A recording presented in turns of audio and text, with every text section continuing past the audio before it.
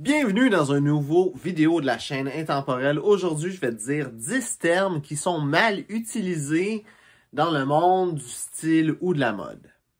Donc, les mots sont dans aucun ordre spécifique, sont juste dans l'ordre qui me sont venus.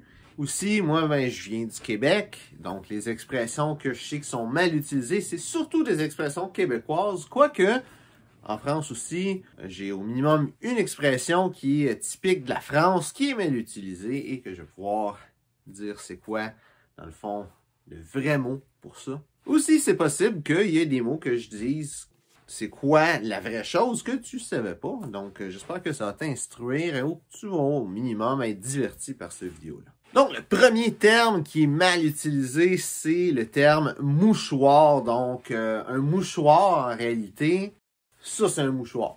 Ces choses-là que tu vas prendre te moucher, c'est un mouchoir parce que, c'est ça, un mouchoir, ça sert à se moucher. Puis, si c'est un bout de tissu blanc que tu peux utiliser pour te moucher, que tu appelles un mouchoir, mais ça, c'est aussi un mouchoir. Par contre, ça, ce petit bout de tissu-là, que tu vas pouvoir plier puis mettre dans ta poche, un petit peu comme qu'est-ce que j'ai ici, mais ça s'appelle pas un mouchoir. C'est convenu que tu peux appeler ça un mouchoir. Donc, si tu appelles ça un mouchoir, le monde va savoir que tu parles de cette affaire-là. Par contre, le vrai terme, c'est une pochette. Donc, si tu mets vraiment un vrai mouchoir dans ta poche en tissu qui est fait pour se moucher, on va espérer qu'il est propre si tu fais ça quand même, mais ça s'appelle vraiment un mouchoir. Qu'est-ce que tu vas mettre dans tes poches? Si c'est un bout de tissu blanc que tu vas mettre là, mais c'est un mouchoir. Par contre, si c'est de quoi qu'il y a plein de couleurs qui est fait pour être beau et seulement pour être mis dans ta petite poche qui est ici, ça s'appelle une pochette. Les deux prochains termes qui sont vraiment mal utilisés, c'est le terme blazer et veston. Donc, un blazer, c'est quoi? C'est une veste. En fait, je pensais que le veston, là, mais un veston, c'est une veste que tu vas porter avec un complet. Donc, quand tu as une veste, ou qu'est-ce qu'on appelle un veston, comme qu'est-ce que je porte présentement, s'il est fait pour être porté avec une paire de pantalons identiques, c'est un veston. S'il n'est pas fait pour être porté avec un vêtement identique, c'est une veste. Une veste va avoir une multitude d'autres variétés, d'autres façons d'être que vraiment qu'est-ce qu'on voit d'un veston. Mais grosso modo, une veste, c'est de quoi qui se porte tout seul. Quoique, même un veston, c'est une veste. Et un veston réfère spécifiquement à quelque chose qui vient avec une paire de pantalons. Le blazer, quant à lui, que je vois de plus en plus utilisé comme étant le blazer d'un complet qui fait aucun sens. Un blazer, c'est une veste qui est faite pour être portée seule. Et en dehors de seulement ça, un blazer, c'est une veste qui est faite pour être portée. C'est assez dur d'expliquer comme ça, mais c'est une veste qui est faite pour être portée dans un certain type d'événement. Tu peux le porter n'importe quand, en réalité, là. Mais, par exemple, les vestes bleues avec des boutons or, qui vraiment qu'est-ce qu'on peut s'imaginer quand on parle d'un blazer, ben ça, c'est un blazer. C'est d'origine nautique, puis c'est une pièce en soie. Ça vient pas avec des pantalons. Qu'est-ce que je porte là? C'est pas un blazer. Il y a plein de choses qui vont faire qu'un blazer est un blazer. Par exemple, que les boutons soient pas de la même couleur que la veste en tant que telle. Surtout qu'ils contrastent, parce que c'est pas nécessairement tout le temps exactement la même couleur. Tu sais, peux avoir un veston gris puis des boutons noirs. C'est pas vraiment la même couleur. Par contre, si tu as une veste grise avec des boutons blancs, là, ça va faire partie de la famille des blazers ou du moins, c'est le plus de chances d'en faire partie. Un autre terme qui est encore dans cette famille-là, qui n'est pas nécessairement mal utilisé, mais qu'on va dire que c'est tout simplement un veston, c'est une veste sport. Donc, qu'est-ce que je porte présentement? Ça, c'est vraiment un veston, mais quelque chose qui ressemble à ça, par exemple, qui n'est pas fait pour être mis avec une paire de pantalons, qui est tout seul, qui est vraiment plus décontracté. Ça, c'est une veste sport. Prochain terme qui est, je dirais pas nécessairement mal utilisé, que c'est plus un terme obscur. C'est, tu sais, les petites patentes que tu vas mettre dans un col. Généralement, ils sont blanches quand ils viennent avec ou t'en as en métal. Tu sais, cette chose-là ici, Mais ça, je sais pas vraiment que c'est mal utilisé comme nom. En règle générale, le monde ne savent pas trop c'est comment que ça s'appelle. Mais ça, le nom de ça, c'est une baleine de colle. Prochain terme qui est mal utilisé, c'est une boutonnière. Une boutonnière, c'est vraiment simple. C'est un trou qui sert à mettre un bouton dedans. Comme là, je vais le détacher. Ça ici, c'est une boutonnière. C'est le trou qu'il y a pour mettre mon bouton sur mon veston. Ça aussi, en dessous du bouton, là, tu as une boutonnière. Et même si c'est fait pour mettre un bouton, mais qu'il n'y a pas de bouton qui vient avec, par exemple, sur, là, c'est pas ça que j'ai, mais sur les manches, il y a un trou pour une boutonnière, finalement, pour mettre un bouton de manchette. Mais le bouton ne vient pas avec, mais c'est une boutonnière. Le petit trou aussi, que tu as là, ça aussi, c'est une boutonnière. Si c'est pas vrai, il n'y a pas vraiment de trou, comme lui, il y en a un, mais si tu n'as pas vraiment de trou dedans, ce serait une fausse boutonnière. Mais la boutonnière se réfère à cette patente-là, et non à la chose que tu vas mettre dedans. Le monde va... En anglais, c'est ça que ça veut dire. Même une boutonnière, vraiment, ça réfère à ça. Donc, si tu mets une fleur dans ta boutonnière, la fleur est une fleur et non la boutonnière. La boutonnière, c'est cette chose-là. Prochain terme, que là, c'est vraiment au Québec que je vois que c'est mal utilisé, c'est le mot calotte. Puis là, on sent un petit peu du style masculin, une couple de termes qui vont être en dehors du style masculin. Mais une calotte, c'est pas une casquette. Une casquette, c'est dans le fond un chapeau rond qui est avec un petit côté plat en avant pour te protéger du soleil. Et le monde va dire une calotte au Québec en parlant d'une casquette. Mais en réalité, une calotte, finalement, c'est une casquette, mais sans le petit truc qu'il y a là, sans la visière en réalité, qui te protège du soleil. C'est juste le truc rond que tu mets sur ta tête. Ça, c'est une calotte. Donc, techniquement, une casquette a une calotte et une visière attachées ensemble. Prochain terme qui est mal utilisé, c'est assez rarement mal utilisé, mais c'est un terme qui est mal compris. C'est le mot espadrille. Un espadrille, on s'imagine que c'est une chaussure sport, mais une chaussure sport, c'est une chaussure sport. Une chaussure de tennis, c'est une chaussure de tennis. Ou en France, ils appellent ça des sneakers. Des sneakers, c'est pas des sneakers. Ou des baskets, c'est pas des baskets. Je pense que c'est vraiment des souliers faits spécifiquement pour jouer au basket. Oui, ça serait des souliers de basketball. Mais des souliers sport, des chaussures sport, c'est des chaussures sport. Des espadrilles, qu'est-ce que c'est? C'est un soulier d'été qui est originaire de l'Espagne, qui est fait dans un matériel comme un genre de tissu au niveau de la semelle. Je t'invite à regarder espadrille espagnole sur Internet pour regarder des images, qu'est-ce que c'est vraiment. Mais un soulier sport, c'est pas un espadrille. Prochain terme que je vois qui est mal utilisé, et ça, c'est même au niveau de l'anglais que c'est mal utilisé, c'est le mot fedora. Et ce chapeau-là, des années, je sais pas quoi, des années peut-être 50 et avant, en réalité, mais lui, il doit dater des années 50. Ce chapeau-là, ça, c'est un fedora.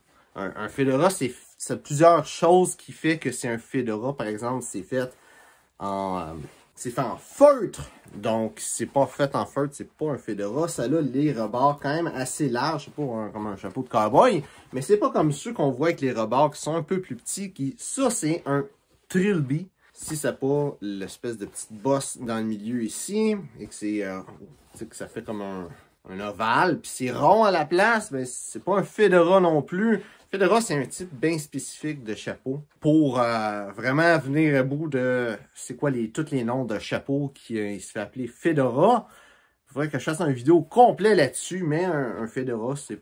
Généralement, si tu dis que quelqu'un porte un fedora, il porte probablement pas un fedora. Et le fameux Fedora Guy, tu sais, l'icône avec le gars avec le petit chapeau comme ça, là, ben il porte pas un fedora. Même s'il s'appelle le gars au fedora, il porte un trilby et non un fedora. Deux prochains termes qui sont mal utilisés, c'est le terme sur-mesure et haute couture. Le monde a une très mauvaise idée de qu'est-ce que c'est. Et c'est pas de leur faute. C'est pas que les termes sont mal utilisés puis tout ça. La plupart de ce que j'ai dit aujourd'hui, c'est pas mal ça la raison. Mais pour sur-mesure et haute couture, la raison que c'est mal compris, ces termes-là, c'est des raisons de marketing. C'est les compagnies qui viennent nous faire accroire des choses qui sont pas vraies en utilisant mal les termes pour mieux paraître. Donc, un vêtement sur mesure,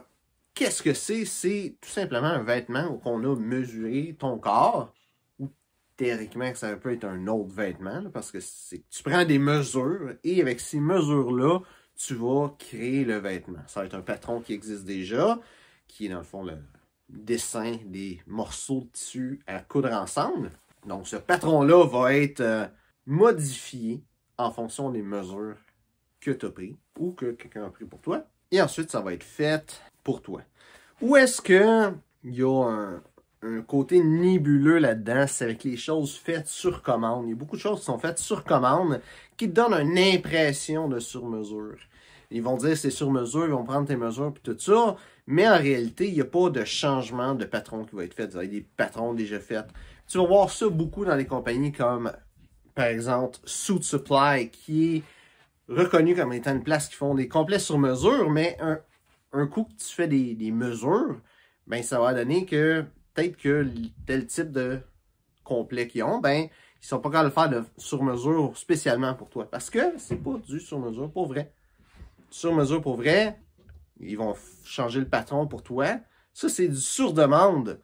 Et dans le fond, ils vont prendre un paquet de choses prémesurées qui vont faire aucun changement. Ils vont peut-être avoir différentes parties de patron qu'ils vont pouvoir prendre selon la grandeur que tu as, mais ça va pas être sur mesure. Maintenant, le terme haute couture.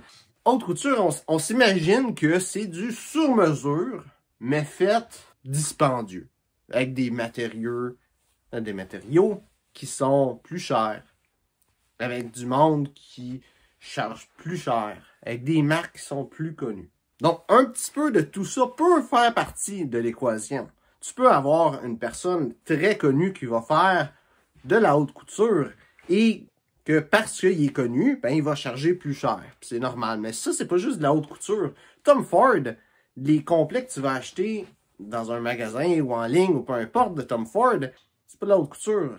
C'est du prêt-à-porter. C'est quelque chose que tu achètes, tu le portes tout de suite. Pourtant, un complet de Tom Ford, c'est extrêmement cher. Et tu peux même avoir de la haute couture moins chère qu'un complet de Tom Ford. Donc, le sur-mesure, j'ai déjà expliqué c'est quoi. Et c'est important à savoir c'est quoi du sur-mesure pour comprendre la haute couture. Il y a une chose qui est très peu connue, c'est la petite couture. La petite couture, c'est à mi-chemin entre le sur-mesure et la haute couture. Donc, la petite couture, qu'est-ce que ça a de plus que du sur-mesure? C'est que le travail est fait à la main. Donc, au lieu d'avoir le patron qui est changé, que ça va couper les morceaux de tissu, après ça, ils vont aller coudre ça à la machine, la petite couture, ils vont coudre à la main. Puis, il y a des choses que tu veux que ça soit cousu à la main qui vont faire une différence. Comme les revers, par exemple. Si c'est un revers collé ou si c'est un revers cousu, ben, il va y avoir une différence de la façon que ça va apparaître sur le veston. Ça va avoir une différence de qualité. Si c'est un revers qui est collé, ben, le col va finir par plus être belle un moment donné. Versus si c'est cousu, ça devrait durer plus longtemps. Et de la haute couture maintenant, c'est quoi? C'est le même principe que la petite couture, que c'est fait à la main. Sauf que là, il n'y a pas de patron préétabli. Le patron est fait de toutes pièces. Tu dis, je veux tel complet, puis il va dessiner le patron juste pour toi, juste pour ta mesure. Et qu'est-ce que tu demandes? La haute couture, tu as beaucoup plus de choix que tu peux faire, quoique généralement, du sur-mesure pour la petite couture, tu en as aussi quand même pas mal de choix, mais de la haute couture, tu peux avoir pas mal n'importe quoi que tu veux, parce que la personne va faire le patron pour toi, justement. Finalement, un autre terme qui est mal utilisé, cette fois-là, en France, c'est le mot pull. Et un pull, c'est... Quand au Québec, tu trouves que c'est bizarre comme mot parce que ça vient de l'anglais, c'est carrément un anglicisme. Mais un pull, qu'est-ce qui est ça en réalité, là? Ça, là, même en français, je me demandais un petit peu comment ça s'appelle, c'est quoi le vrai terme. Mais ça s'appelle un tricot.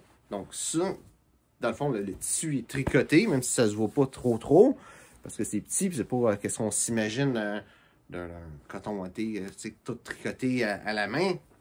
Mais ça, c'est un tricot. C'est ça le vrai terme que ça a, ce vêtement-là. Donc, j'espère que tu as aimé la vidéo. Si c'est le cas, like et partage. Ça a été une vidéo quand même assez longue aujourd'hui.